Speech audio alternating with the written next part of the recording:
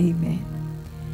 Ijumaa Kuu ni siku ambayo Yesu alihukumiwa na akateswa na damu yake ikamwagika na akatundikwa msalabani kwa ajili ya dhambi na makosa yetu. Tunapoadhimisha siku ya Ijumaa Kuu, tunakumbuka siku ambayo Yesu alihukumiwa, akateswa, damu yake ikamwagika na akatundikwa kwenye msalaba ule wa aibu kwa ajili ya dhambi na makosa yetu. Mtu ambaye yuko pale kwenye prompter, naomba uwe sharp kidogo. Leo sina iPad, kwa hiyo sina maandiko, lakini ninaweza kuyataja. Kwa hiyo nitaomba uwe tu sharp kwenye kuniwekea maandiko kwenye screen ili wote tusome pale kwenye screen. Watu wa Mungu, kama ambavyo nimesema, tunapoadhimisha Ijumaa Kuu tunakumbuka siku ambayo Yesu Kristo alihukumiwa, kuteswa, damu yake ikamwagwa na akatundikwa msalabani kwa ajili ya dhambi zetu na kwa ajili ya makosa yetu. Siku ya Ijumaa Kuu ni siku muhimu katika historia ya Ukristo wetu na ni siku muhimu katika mahusiano yetu na Yesu Kristo. Ni siku ambayo tunakumbuka mambo ya msingi yaliyofanyika ambayo yametupa wokovu tulionao. Bwana asifiwe. Kama sio siku ile ya Ijumaa Kuu, tusingekuwa na wokovu. Kwa sababu siku ya Ijumaa Kuu ndio siku ambayo Yesu alihukumiwa mahali ambapo tulitakiwa kuhukumiwa sisi. Yesu alibeba dhambi, alibeba adhabu na alibeba mateso ambayo tulitakiwa kuyabeba sisi. Kwa hiyo katika safari yetu ya wokovu, siku ya Ijumaa Kuu ni siku ambayo we cannot overlook it. Ni siku ambayo lazima tuiadhimishe, lakini zaidi sana lazima tujue umuhimu wake na tujue kilichotokea na kilichofanyika katika siku ile, ili iendelee kutukumbusha kazi kubwa ambayo Yesu aliifanya kwa ajili yetu. Bwana Yesu asifiwe. Waraka wa kwanza wa Petro sura ya 2 na mstari wa 24, naomba utokee kwenye screen tafsiri ya neno. Waraka wa kwanza wa Petro sura ya 2 na mstari wa 24, alafu pia tutasoma Isaya 53 mstari wa 5. Tutasoma tena Marko sura ya 10 mstari wa 34. Kama unaandika, andiko letu la kwanza ni waraka wa kwanza wa Petro sura ya 2 mstari wa 24, Isaya 53 mstari wa 5, Marko sura ya 10 mstari wa 34, Yohana sura ya 15 na mstari wa 13. Tutaanza kwa kusoma maandiko hayo, na ni maandiko ambayo yanatuonyesha kazi kubwa ambayo Yesu aliifanya ile siku ya Ijumaa Kuu, ama ile siku aliyohukumiwa na akateswa na damu yake ikamwagwa na akatundikwa kwenye msalaba ule wa aibu. Tuwekee pale First Petro wa kwanza sura ya 2 na mstari wa 24, tafsiri ya neno, tuwekee kwenye screen tafadhali. Biblia inasema, yeye mwenyewe alizibeba dhambi zetu katika mwili wake juu ya msalaba. Yeye mwenyewe alizichukua dhambi zetu katika mwili wake juu ya msalaba, ili tufe kwa mambo ya dhambi, bali tupate kuishi katika haki. Kwa kupigwa kwake ninyi mmepona. Bwana Yesu asifiwe. Kwa hiyo unaona Biblia inasema yeye mwenyewe Yesu Kristo alizichukua dhambi zetu katika mwili wake juu ya mti. Manake adhabu hiyo tulitakiwa kupewa sisi. Sisi ndio tulitakiwa kutundikwa juu ya mti, na sisi ndio tulitakiwa damu yetu imwagike. Lakini kama vile ambavyo dhambi iliingia ulimwenguni kwa kosa la mtu mmoja ambaye ni Adamu wa kwanza, hivyo ndivyo ambavyo Yesu alikuja duniani kama Adamu wa pili, na kwa kupitia yeye dhambi zetu zikaondolewa. Kwa hiyo unapokubali kumkiri Yesu kama Bwana na Mwokozi wa maisha yako, na ukakubali kuanza mahusiano naye, kinachotokea katika ulimwengu wa roho ni kwamba dhambi zako zinachukuliwa, alafu wewe unapewa haki. Bwana asifiwe. Ndio maana anasema yeye mwenyewe alizichukua alichukua dhambi zetu katika mwili wake juu ya mti, ili tufe katika mambo ya dhambi, bali tupate kuishi katika haki. Na anasema kwa kupigwa kwake ninyi mmepona. Manake ni kwamba adhabu tuliyotakiwa kupewa amepewa yeye. Kwa hiyo kwa kipigo alichopewa Yesu, sisi tumepona adhabu ambayo tulitakiwa kupewa kwa sababu ya makosa tuliyokuwa nayo. Bwana asifiwe. Na ndio maana sasa ukishaokoka na ukatembea katika maisha ya utakatifu, ukatembea katika maisha ya mahusiano na Yesu Kristo, mbinguni ni uhakika.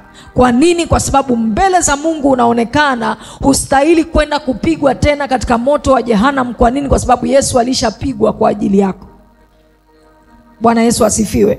Isaya 53 sura ile ya 5. Isaya 53 sura ya 5, Biblia inasema lakini alitobolewa kwa ajili ya makosa yetu. Kwenye tafsiri nyingine inasema lakini alipigwa kwa ajili ya makosa yetu, alichubuliwa kwa ajili ya maovu yetu. Alafu anasema adhabu iliyotuletea sisi amani ilikuwa juu yake, na kwa majeraha yake sisi tumepona. Mahali pengine anasema kwa kupigwa kwake sisi tumepona. Pale anasema adhabu iliyotuletea sisi amani ilikuwa juu yake. Kwenye tafsiri nyingine anasema adhabu ya amani yetu ilikuwa juu yake. Maana yake ni kwamba ili wewe uweze kupata amani, ilibidi adhabu uliyotakiwa kupewa alafu ndio upate amani. Ile adhabu alipewa Yesu Kristo. Bwana Yesu asifiwe. Na ndio maana shetani hana haki ya kukukosesha amani, kwa sababu adhabu ya amani yako alishaibeba Yesu. There is no reason why you should not have peace. Hakuna sababu kwa nini uishi bila amani. Hakuna sababu kwa nini uishi kwenye woga na wasiwasi. Kwa nini? Kwa sababu adhabu ya amani yako alishaibeba Yesu. Kwa hiyo it is your right as a child of God to walk in peace. Ni haki yako kama mwana wa Mungu kutembea kwenye amani, kutembea kwenye utulivu, na kutembea kwenye maisha yaliyojaa furaha na amani. Marko sura ya 10 na mstari wa 34.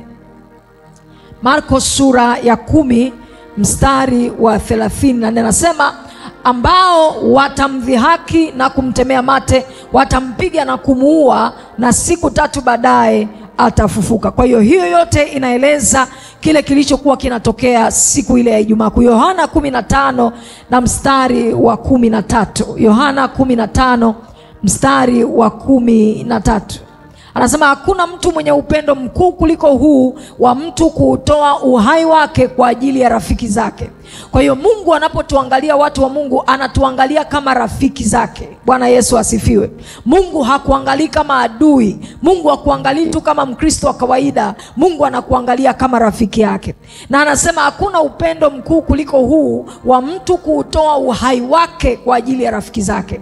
Kwa hiyo Yesu alitoa uhai wake, na adhabu tuliyotakiwa kupewa sisi akapewa yeye, ili sisi tupate kuwa hai, na sisi tupate kupona, na sisi tupate kuwa na amani. Bwana asifiwe sana. Ilikuwa ni muhimu Yesu ahukumiwe na kuteswa ili damu yake iweze kumwagika, kwa sababu damu yake ndiyo pekee, number 1, ilikuwa inaweza kuondoa na kusafisha dhambi za mwanadamu permanently. Ile siku ya Ijumaa Kuu, it was necessary for Jesus Christ kuteswa, kuhukumiwa, na damu yake imwagike, kwa sababu dhambi za wanadamu zilizokuwa zimetendeka hazikuwa zinaweza kuondolewa na kitu kingine chochote isipokuwa damu ya Yesu. Bwana Yesu asifiwe. Damu yake pekee ndio ilikuwa inaweza kulipa deni la dhambi na kuondoa mashtaka tuliyokuwa nayo kwa sababu ya makosa tuliyofanya. Amen. Watu wa Mungu, kila unapotenda dhambi kwenye ulimwengu wa roho unaonekana una deni. Kila unapotenda dhambi kwenye ulimwengu wa roho unadaiwa. Bwana asifiwe. Lakini pia kila unapotenda dhambi kwenye ulimwengu wa roho unaonekana una kesi. Wewe ni mshtakiwa. Bwana Yesu asifiwe. Kwa hiyo kila unapotenda dhambi, mambo mawili. Number 1, kwenye ulimwengu wa roho unaonekana mtu mwenye deni, unadaiwa. Namba 2, unaonekana mtu mwenye kesi.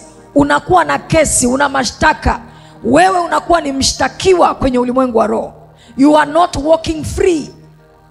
Bwana Yesu asifiwe. Bwana Yesu asifiwe. Na ndio maana Biblia inasema shetani ni mshitaki wetu. Amen. Fungua kile kitabu cha Zakaria sura ya 3 mstari wa 1 mpaka wa 5. Zakaria sura ya 3 mstari wa 1 mpaka wa 5. Biblia inasema, kisha akanionyesha Yoshua kuhani mkuu akiwa amesimama mbele ya malaika wa Bwana, naye shetani akasimama upande wake wa kuume ili amshtaki. Amen.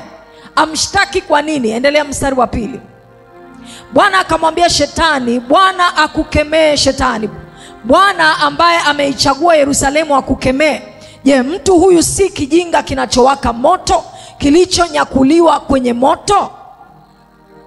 Wakati huu Yoshua alikuwa amevaa nguo chafu alipokuwa amesimama mbele ya malaika. Niliwafundisha siku nyingine nikawaambia, kila unapotenda dhambi kwenye ulimwengu wa roho unaonekana umevaa nguo chafu. Bwana asifiwe. Na leo nimekuongezea kwamba kila unapotenda dhambi kwenye ulimwengu wa roho wewe ni mshtakiwa, una kesi. Na jambo la 3, kila unapotenda dhambi kwenye ulimwengu wa roho wewe una deni, wewe ni mdaiwa. Amen. Kwa hiyo tunaona pale Yoshua alikuwa ametenda dhambi, ama alikuwa na makosa ambayo hajayatubia. Na Biblia inasema kilichokuwa kinaonekana kwenye ulimwengu wa roho, alikuwa amevaa nguo chafu. Na ndio maana kwa sababu ya nguo chafu alizokuwa amevaa, Biblia inasema alipoenda mbele za Mungu, shetani naye akaenda naye ili amshtaki. Kwa nini? Kwa sababu kwa nguo chafu alizokuwa amevaa, ama kwa dhambi alizokuwa ametenda, huyu Yoshua alikuwa na kesi. Huyu Yoshua alikuwa mshtakiwa huyu. Bwana Yesu asifiwe, watu wa Mungu. Kwa hiyo unapotenda dhambi kwenye ulimwengu wa roho, namba 1 unaonekana umevaa mavazi machafu.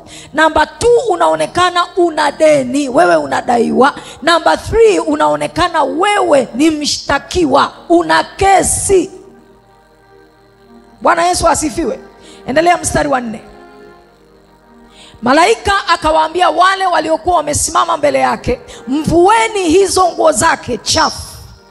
Kwa nini? Kwa sababu asipovuliwa hili vazi chafu, shetani ambaye ni mshtaki ataendelea kuwa na haki ya kusimama mbele za Mungu na kuzuia Yoshua asitendewe kile alichokuwa anaomba. Tuko pamoja, watu wa Mungu? Kwa sababu Biblia inasema Yoshua alikuwa ameenda mbele za Mungu, lakini kwa sababu alikuwa amevaa mavazi machafu, shetani naye akaenda pamoja naye ili afanye nini? Amshtaki, ili azuie maombi yake yasijibiwe. Na unajua Biblia inasema Mungu hasikilizi maombi ya wenye dhambi. Kwa hiyo unapokuwa na dhambi ambazo hazijatubiwa, shetani anasimama mbele za Mungu kukushtaki na kumkumbusha Mungu na kusoma hati ya mashtaka kwa habari ya makosa na dhambi ulizofanya ambazo hazijatubiwa.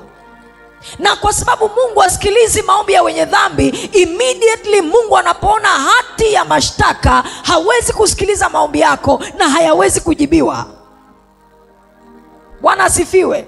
Kwa hiyo malaika anawaambia malaika wengine wamvue zile nguo chafu, wamvue Yoshua, kwa sababu zisipovuliwa hakuna kitu kitaendelea, hakuna maombi yatasikiwa na hakuna maombi yatajibiwa.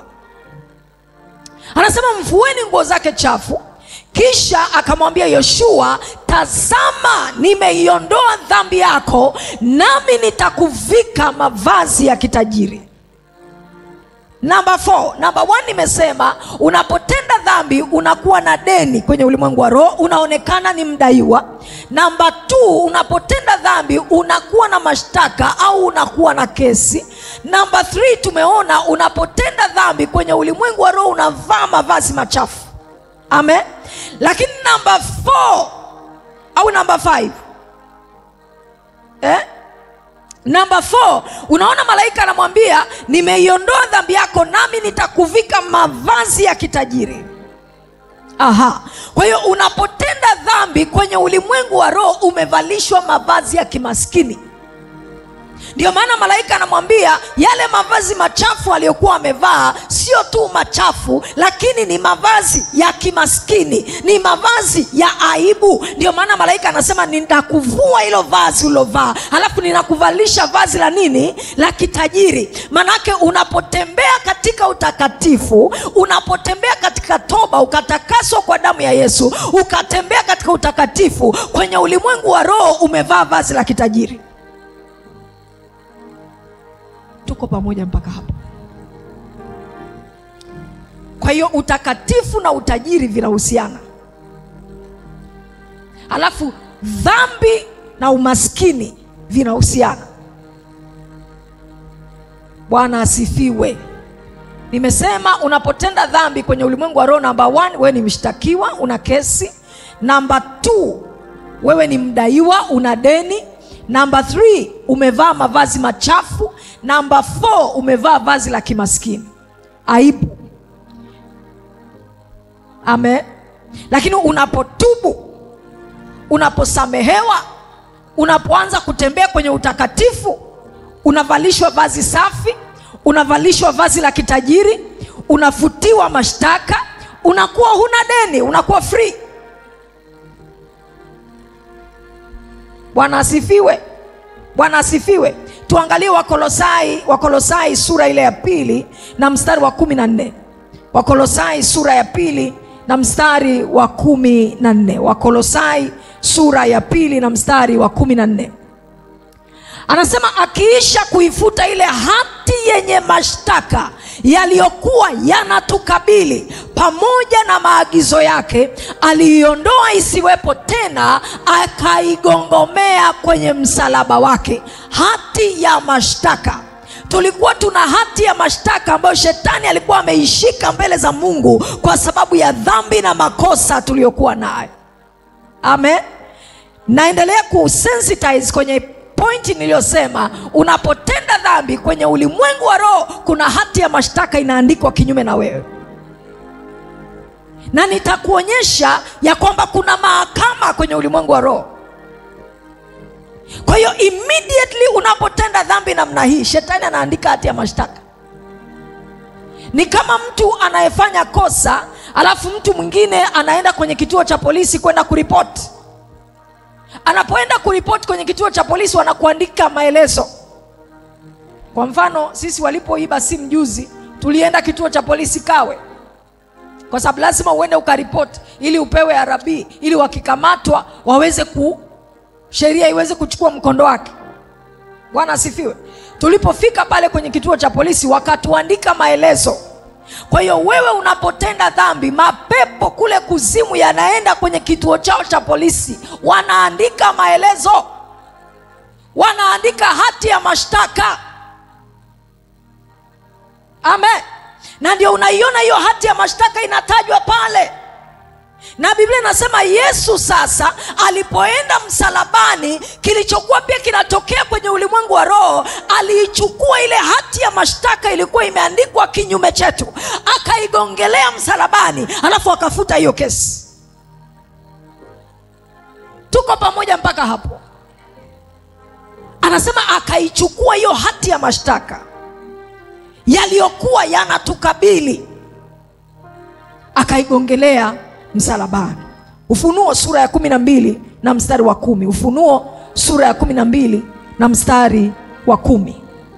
Ufunuo sura ya 12 na mstari wa 10. Anasema kukaonekana ishara kuu mbinguni. Palikuwa na mwanamke aliyevikwa jua. 10 mstari wa 10, sio mstari wa kwanza, mstari wa 10. Thank you Jesus. Anasema kisha nikasikia sauti kuu mbinguni ikisema, sasa wokovu na uweza wa ufalme wa Mungu wetu umekuja, na mamlaka ya Kristo wake, kwa kuwa ametupwa chini mshtaki wa ndugu zetu, anayewashtaki mbele za Mungu usiku na mchana. Kwa hiyo unapotenda dhambi, mtu wa Mungu, kinachotokea kwenye ulimwengu wa roho ni hiki: wewe unaonekana ni mshtakiwa, wewe unakuwa na kesi. Kuna hati ya mashtaka inaandikwa kinyume na wewe.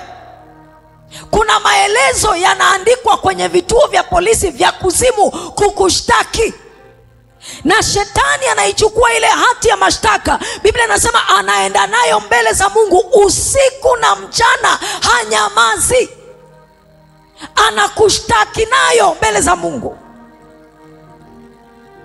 Angalia Isaya sura ya 3 mstari wa 13, tafsiri ya neno. Isaya sura ya 3 mstari wa 13. Ukijua haya maandiko utakimbia dhambi, utakimbia. Anasemaje pale kwenye Isaya 3:13? Anasema Bwana anachukua nafasi yake mahakamani.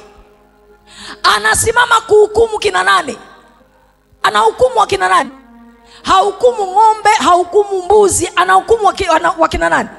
Muulize jirani yako, wewe ni mtu ama sio mtu? Amen. Kwenye ulimwengu wa roho, watu wa Mungu, kuna mahakama.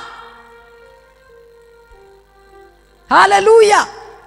Kwenye ulimwengu wa roho kuna mahakama, na Biblia inasema Mungu anachukua nafasi yake mahakamani. Anasimama kuhukumu watu, na anaposimama kuhukumu watu, aliyeenda kuwashtaki hao watu ni nani? Ibilisi.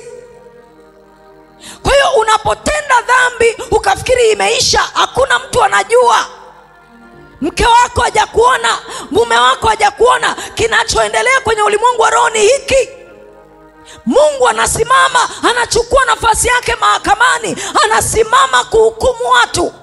Na anapofanya hukumu, hati za mashtaka anazotumia ni zile ambazo ibilisi amezipeleka. Na sasa Mungu, Biblia inasema, ni hakimu wa haki. Anaposimama kufanya hukumu, haangalii umeokoka ama hujaokoka. Anaangalia ulifanya kosa kweli, ndio ulifanya. Ulifanya toba, hujafanya toba. Manake damu ya Yesu haijaingilia hapo kati kukusafisha. Kwa hiyo kile ambacho shetani anakidai mbele za Mungu kinatokea kwenye maisha yako. Labda uliwahi kutoa mimba siku za nyuma na hukuwahi kutubu. Shetani anaenda na hiyo hati ya mashtaka mbele za Mungu kwenye mahakama ya mbinguni.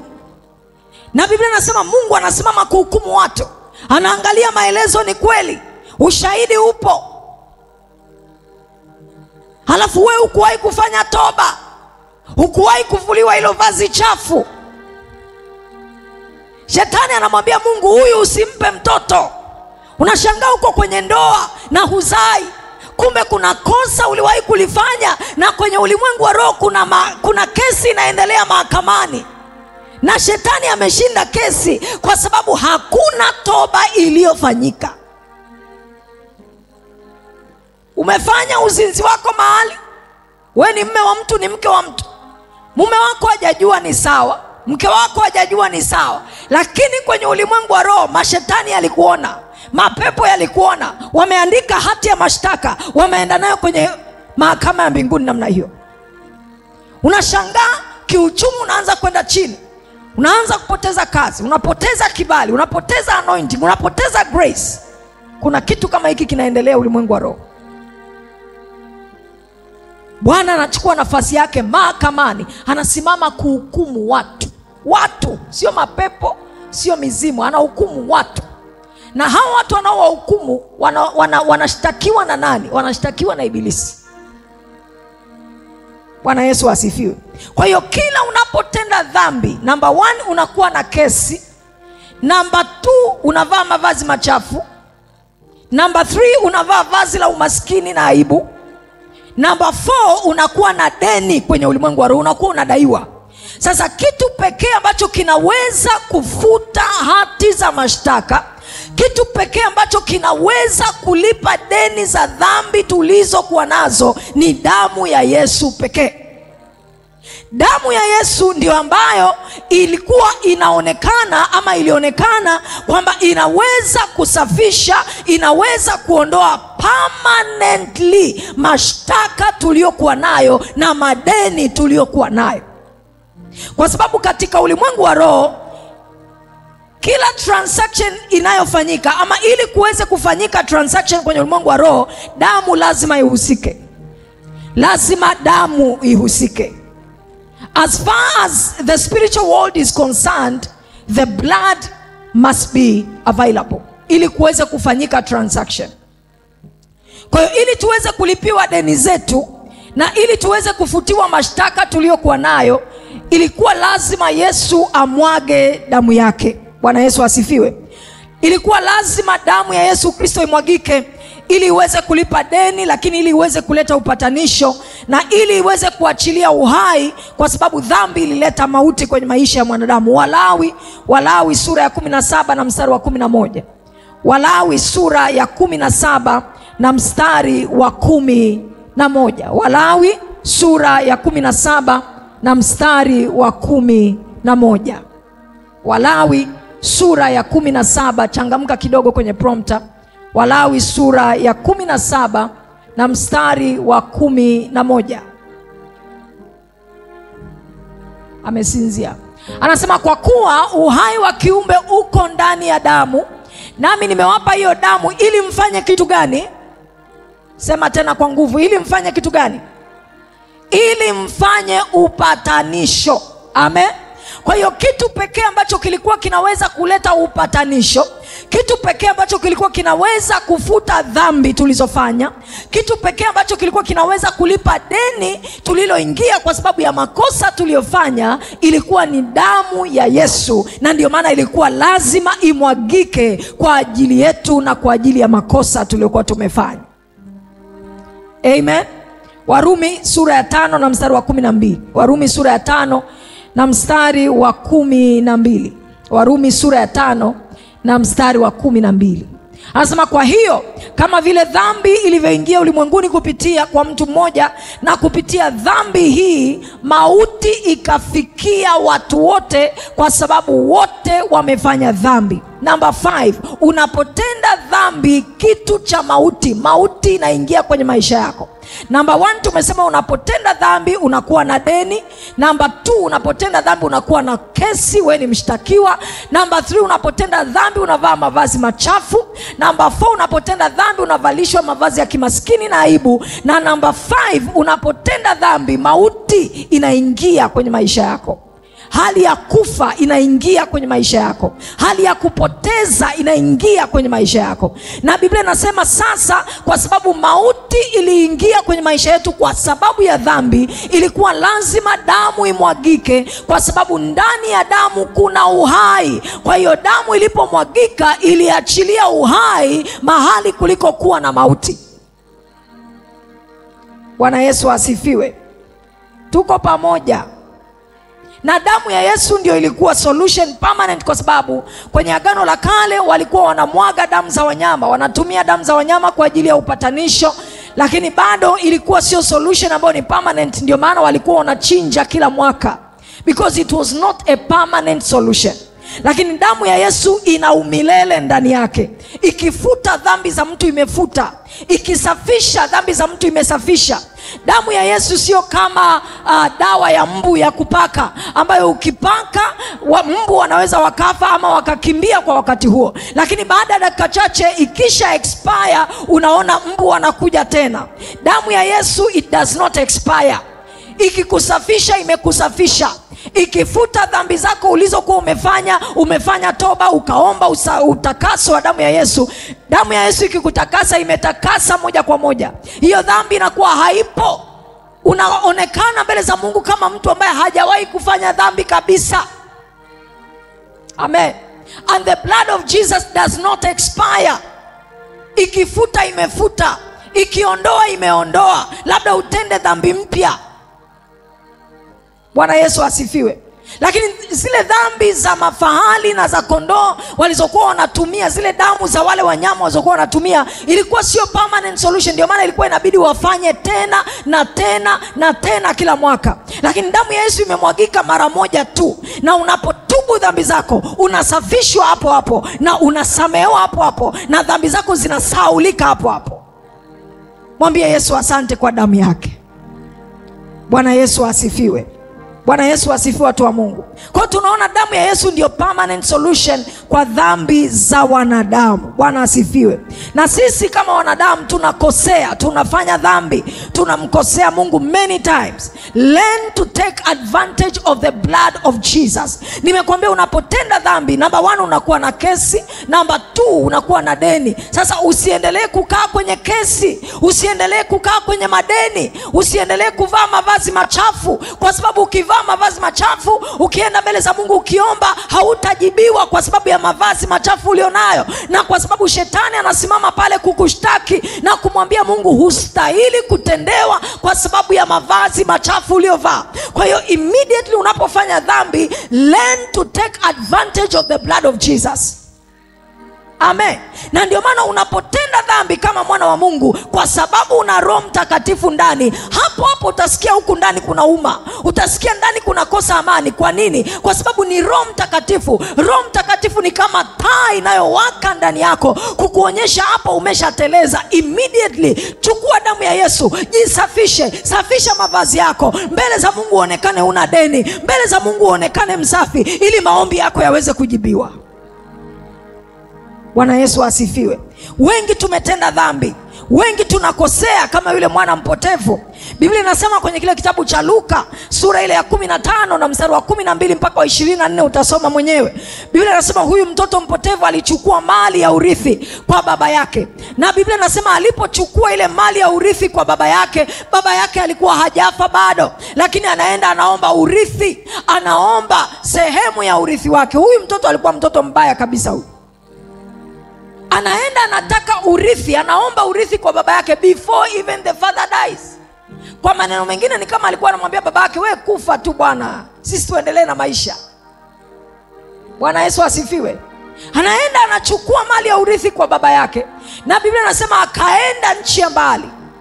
Wengi tunaenda nchi ya mbali, tunaenda mbali na Mungu, tunaacha maombi, tunaacha kutoa, tunaacha kufunga. Unapoanza kufanya vitu vya namna hiyo, huko ni kwenda mbali na baba yako.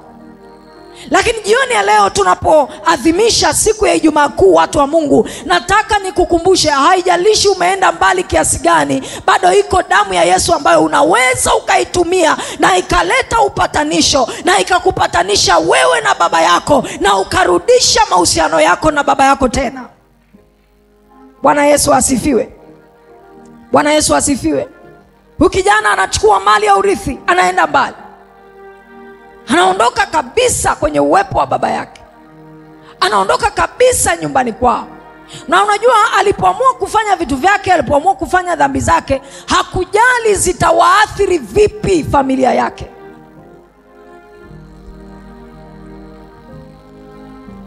Hakujali zitaathiri vipi watu wengine waliokuwa wamemzunguka. This was a beautiful family. Familia ya baba na watoto wawili. Biblia haituambii kuhusu mama yao, lakini ni familia ambayo ilikuwa iko pamoja, iko intact. Lakini haka kajinga kanachukua maamuzi ya kuchukua mali ya urithi na kuondoka nyumbani. Manake number 1, there was a breaking of the family. Familia hii ilivunjika. Number 2, anachukua mali ya baba yake, manake anamuingiza baba kwenye umaskini. Huyu baba kama alikuwa na utajiri na mtoto amechukua sehemu yake, manake the father now was not as rich as he was before. Lakini anachukua mali na anaenda nchi ya mbali, na ni mdogo. Biblia inasema huyu alikuwa ni yule kijana mdogo. Kwa hiyo anaondoka nyumbani, anaenda nchi ya mbali, na ni mdogo. Manake anaiacha familia kwenye emotional distress. Kila mtu anaumia, kila mtu anahangaika, kwa sababu hawajui ameenda wapi, hawajui anafanya nini, na ni kwa muda mrefu, na hawana mawasiliano naye. Yeye ameamua kwenda kufanya anasa zake, ameamua kwenda kufanya starehe zake, lakini anaingiza watu wengine kwenye emotional depression. Anaingiza familia kwenye breaking. Familia inavunjika. Familia iliyokuwa na baba na watoto wake, sasa hivi mtoto mmoja hayupo. Anaingiza familia kwenye matatizo. Kwa nini? Kwa sababu yeye aliamua kwenda kufanya anasa zake bila kufikiria wengine. Ni wangapi tunapoamua kufanya tunayofanya, huwa tuna consider watu wengine walioko kwenye maisha yetu? Ni wangapi tunapoamua kufanya tunayofanya, huwa tunafikiria madhara ya vile vitu tunavyofanya kwa watu wengine walioko kwenye maisha yetu? Kwa sababu kama uko kwenye familia, uko kwenye ndoa, uko kwenye ofisi, uko kwenye mahusiano, unapokuwa na watu wengine ambao they are associated with you, chochote ambacho utakifanya, hata kama kinakufurahisha wewe, unatakiwa kujua pia kitakuwa na effect au kitakuwa na impact au kitakuwa na madhara kwa watu wengine wanaohusiana na wewe.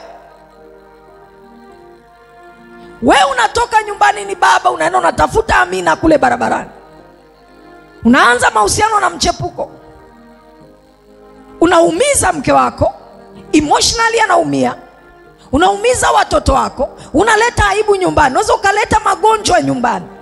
Wewe ulienda kufanya anasa, lakini kile ulichoenda kufanya kinaathiri kila mtu. Ile pesa ambayo ingetumika kwa ajili ya maendeleo ya familia inatumika kufanya vitu visivyofaa.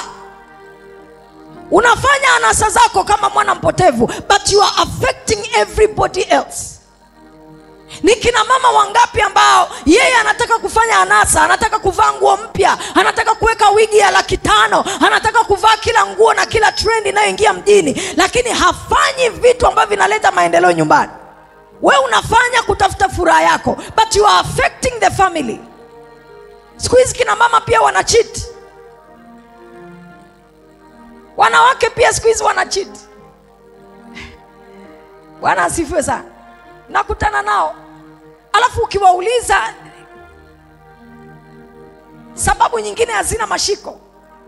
Of course wengi wana maumivu. Kina baba oye, Frankie oye. Bwana asifiwe sana.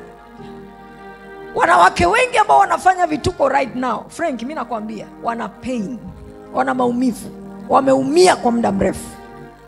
Kwa hiyo wanatafuta faraja. Kwa hiyo kwa namna moja ama nyingine naweza nikasema kuna namna kina baba wamecontribute sana kutengeneza kizazi cha wanawake rebellious, wasiosikia, wakaidi, wajeuri na wakorofi. Kwa sababu mama anapokuwa emotionally amekuwa traumatized kwa muda mrefu, anafika mahali anakuwa sugu. Mama anapokuwa ameumia na kuumia na kuumia na kuumia na kuumia, amejaribu kuongea usikii, analia usikii, anaita vikao vya familia usikii, anafika mahali haongei tena, lakini huku ndani amekuwa kitu kingine. Huku ndani anakuwa sugu. Ukipita TikTok sasa hivi utaona wanawake wengi ambao wanafundisha wanawake wengine kuhusu self love. Wanafundisha self love. Mmoja nikamkuta anafundisha, anasema ukichitiwa na wewe chiti. Sasa ndio kitu kinachoendelea, lakini ukifuatilia unakuta huyu mama huyu anayefundisha wanawake wengine namna hiyo, kuna mahali kuna mwanaume amemuumiza. Kwa hiyo wanaume unakuta sasa hawaonekani kama ni baraka tena, wanaonekana kama sio watu wazuri. Sasa unaona na ndoa za siku hizi, vijana wanaingia kwenye ndoa, yani tayari ameshakutana na hao, ameshamfidi walichomfidi. Kwa hiyo anaingia kwenye ndoa amejiandaa kwa mapambano. Ndio umeoa huyo sasa. Lazima tufike mahali watu wa Mungu tuambiane ukweli. Aina ya kizazi tunachokitengeneza kwa makosa tunayoyafanya sio kizazi cha watu wazuri. Kina baba mnaonisikiliza, naomba nitoe rai. Usiumize mke wako. Kwa sababu huyu mama akiumia, you are not the only one who is going to be affected. Watoto wako pia watakuwa affected, lakini everybody around this woman will also be affected. Kwa sababu ule uchungu wake atakuwa na umimina kwa kila mtu aliyemzunguka.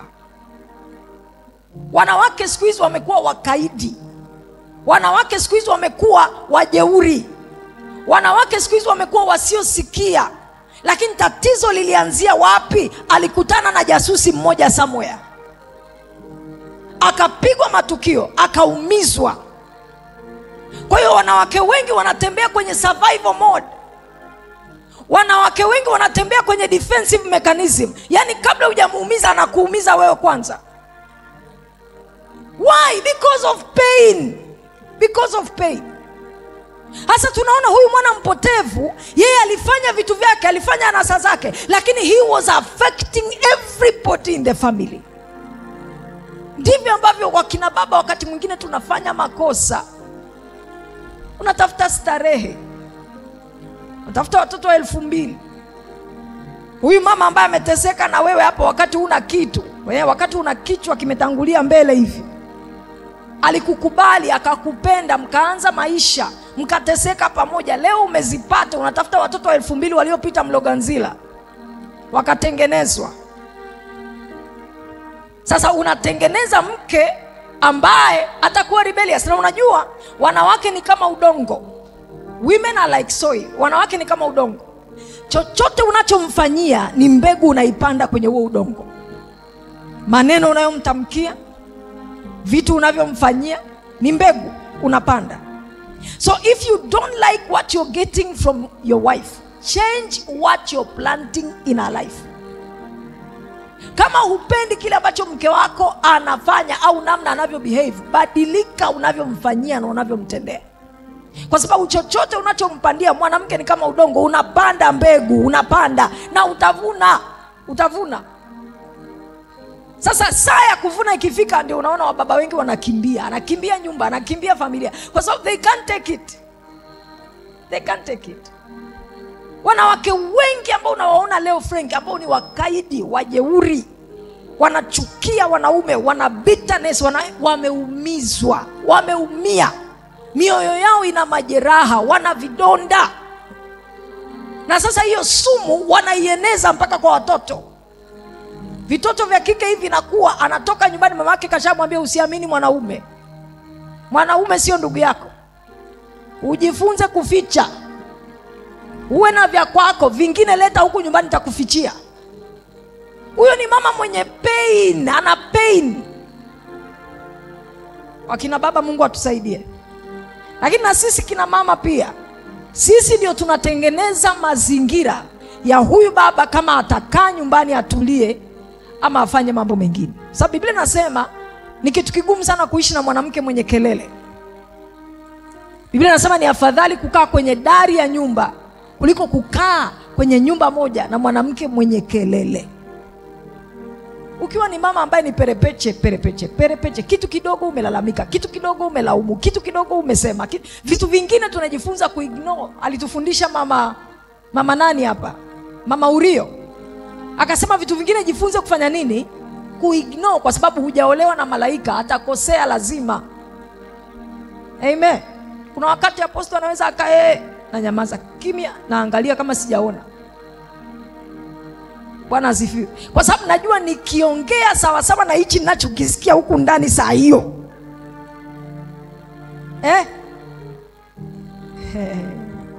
Bwana asifiwe sana. Kuna wakati anaweza akaongea alafu akaniuliza, mbona unijibu? Ni kwa sababu najua baba, kinachoendelea huku ndani nikikitoa, hali itakuwa sio nzuri sana. Kwa wakati mwingine na nyamaza, nampa ushindi, alafu kunakuwa na amani. Sasa kama mama, lazima ujifunze the art of keeping quiet sometimes. You don't have to fight over everything. You don't have to quarrel over everything. Unaweza ukazuia magomvi kwa kufanya nini? Bwana asifiwe. Na unapoona huku ndani kumechemka, hasira imekuwa kali, sio wakati mzuri sana wa kuzungumza. Subiri upoe. Ukipoa utazungumza kwa hekima zaidi kuliko ukizungumza ukiwa umejaa. Wanatukosea sana. Lakini kama unaitaka ndoa yako, you must learn to keep quiet.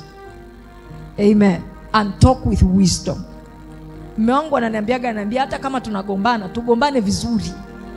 Unajua kugombana vizuri? Mnagombana lakini mnagombana vizuri. Mnagombana lakini bado unatenga chakula. Mnagombana lakini bado lakini mnagombana vizuri. Yaani kugombana kupo, lakini kuna kugombana vizuri na kuna kugombana vibaya. Kwa sababu kuna namna mnaweza mkagombana, mkarushiana maneno, afu baadaye mkipatana mnashindwa kuangaliana machoni kwa sababu maneno yale hayafutiki. Wewe unagombana na mume wako, unamtamkia maneno magumu. Baadaye unakuja unaomba msamaha, lakini yale maneno uliyotamka yale anayakumbuka. Bwana Yesu asifiwe. Bwana Yesu asifiwe. Sasa wengi tuko kama mwana mpotevu, tunafanya makosa, tunafanya dhambi bila kufikiria yataathiri vipi watu waliotuzunguka. Tuangalie kitabu cha Mwanzo sura ya 34 mstari wa 30 na maliza. Mwanzo 34 mstari wa 30 na kitabu cha Samueli wa pili 21 mstari wa kwanza. Mwanzo 34:30 anasemaje pale? Anasema kisha Yakobo akawaambia Simeon na Lawi, mmeleta taabu kwangu kwa kunifanya ninuke kama uvundo. Kwenye tafsiri nyingine anasema mmenifanya kunuka vibaya kwa Wakanaani na Waperizi, watu waishio katika nchi hii. Sisi ni wachache, na kama wakiunganisha nguvu zao dhidi yangu na kunishambulia, mimi na nyumba yangu tutaangamizwa. Unaona, huyu ni Yakobo, hawa ni vijana wake wawili Simeon na Lawi, wameenda wamefanya mauaji. Baba yao anawaambia, kwa hiki mlichokifanya mmenifanya kunuka vibaya, mmenifanya kunuka kama uvundo. Kuna mambo unafanya mume wako ananuka vibaya. Kuna mambo unafanya mke wako ananuka vibaya. Mke wako anadhalilika, mume wako anadhalilika. Ni wewe umefanya kwa starehe zako, kwa amani zako, kwa furaha zako, lakini unasababisha wengine wananuka vibaya. Unasababisha wengine wananuka uvundo, unasababisha wengine wanadhalilika. Kwa hiyo unapokuwa unataka kufanya mambo yako, learn to consider the people in your life. Jifunze kuuliza, hiki ninachofanya kitaathiri vipi watu walioko kwenye maisha yangu? Kitaathiri vipi familia yangu? Kitaleta athari gani kwa watoto wangu, kwa mke wangu, kwa mume wangu? Kama kitawafanya kudhalilika na kunuka vibaya, usikifanye. Bwana Yesu asifiwe. Kama kitaleta sifa njema nyumbani, go ahead and do it. Lakini usifanye vitu ambavyo vitaleta matatizo na vitasababisha watu wengine wasiohusika wanuke vibaya na kudhalilika. Bwana Yesu asifiwe. Samueli wa pili 21:1. Samueli wa pili 21 mstari wa kwanza. Anasema wakati wa utawala wa Daudi kulikuwa na njaa kwa miaka 3 mfululizo. Kwa hiyo Daudi akautafuta uso wa Bwana. Bwana akasema, ni kwa sababu ya Sauli na nyumba yake iliyotiwa madoa ya damu, kwa sababu waliwaua Wagibeoni. Sauli alikuwa anatawala. Wakati alipokuwa mfalme anatawala, Biblia inasema aliwaua Wagibeoni. Baadaye amekufa na utawala wake umepita miaka mingi baadaye. Daudi akiwa mfalme, Biblia inasema kwenye utawala wa Daudi kukawa na njaa ya miaka 3 mfululizo. Daudi anashangaa, kwa nini? Hii njaa inatokana na nini? Akaamua kwenda mbele za Mungu kuomba. Alipoenda kuomba, Mungu anamwambia hiyo njaa iliyoko katika taifa la Israeli ni kwa sababu mfalme aliyepita Sauli aliua Wagibeoni. Sasa kosa amelifanya Sauli, wanakuja kuteseka kina Daudi. Nchi nzima inakuwa na njaa kwa kosa alilofanya mtu mwingine. Learn to consider the people around your life. Unapoamua kufanya kitu, learn to consider the people around your life. Usijifikirie mwenyewe na starehe zako. Usijifikirie mwenyewe na anasa zako. Usijifikirie mwenyewe na raha zako unazopata. Jifunze kufikiria kwamba hiki ninachofanya kitaleta athari gani kwa watu waliozunguka maisha yangu. Kitaleta athari gani kwenye biashara? Kitaleta athari gani kwenye mwili wa Kristo? Kuna vitu mimi siwezi kujaribu kuvifanya kwa sababu I'm not just thinking of myself, I'm thinking of the body of Christ. Kuna makosa mimi nikiyafanya kwa nafasi ambayo Mungu amenipa, kila mtu atasema kama ulokole ndio hivyo, kama Wakristo ndio wako hivyo, ni afadhali nibaki huku nilipo. Biblia inasema kulikuwa na njaa kwa miaka 3 mfululizo. Na kama Daudi asingeenda kuomba na kutafuta kwa nini kuna njaa, hii njaa ilikuwa inaendelea kwa makosa ambayo aliyafanya mtu mwingine. Bwana Yesu asifiwe. Bwana Yesu asifiwe, watu wa Mungu.